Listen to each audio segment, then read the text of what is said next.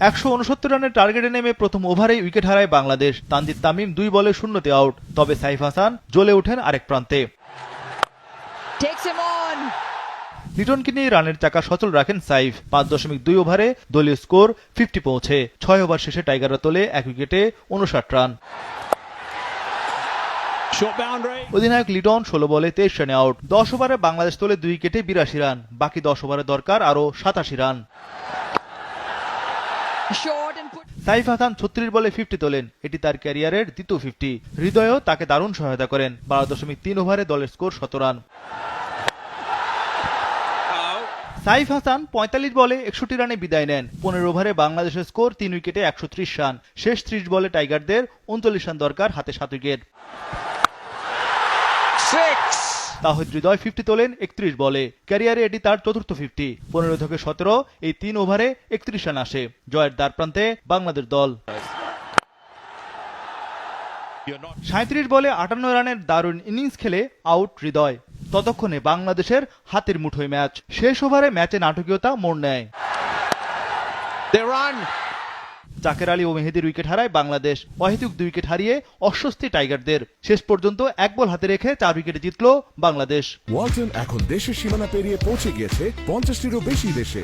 ওয়ালটন, ঘরে ঘরে, বিশ্বজুড়ে। এর আগে টস জিতে ফিল্ডিংয়ে নেমে চাপে পড়ে বাংলাদেশ।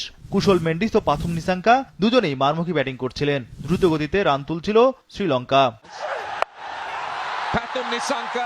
অবশেষে পঞ্চম ওভারে ব্রেক থ্রু আনলেন তাসকিন। পাথুম নিসাঙ্কা 15 বলে 22 রানে আউট। 6 ওভার শেষে শ্রীলঙ্কার সংগ্রহ 1 উইকেটে 53 রান। শেখ মেহেদী বিদায় করেন কুশল মেন্ডিসকে। এই লঙ্কান ওপেনার 25 বলে 34 রান করেন। ম্যাচে সোহান রিশাদের বদলে একাদশে ফিরেছেন শেখ মেহেদী ও শরীফুল। কামিল মিশারাও বিদায় নেন মেহেদীর বলে। মিশারার সংগ্রহ 11 বলে 5 রান। 10 ওভার শেষে শ্রীলঙ্কা তোলে 3 উইকেটে 72 রান। কুশল পেরেরা 16 বলে 16 রানে আউট। এবার উইকেট শিকার মোস্তাফিজের। এরপরই দাসুন সানাকা ও চারিত আসালাঙ্কার ঝড়ো ব্যাটিং শুরু।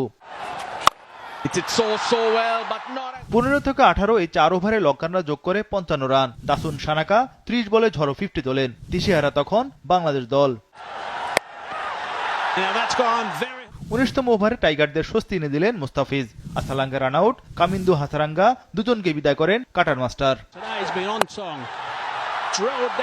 মুস্তাফিজ 4 ওভারে 20 রানের শিকার করেন 3 উইকেট। 20 ওভারে শ্রীলঙ্কা তোলে 7 উইকেটে 168 রান।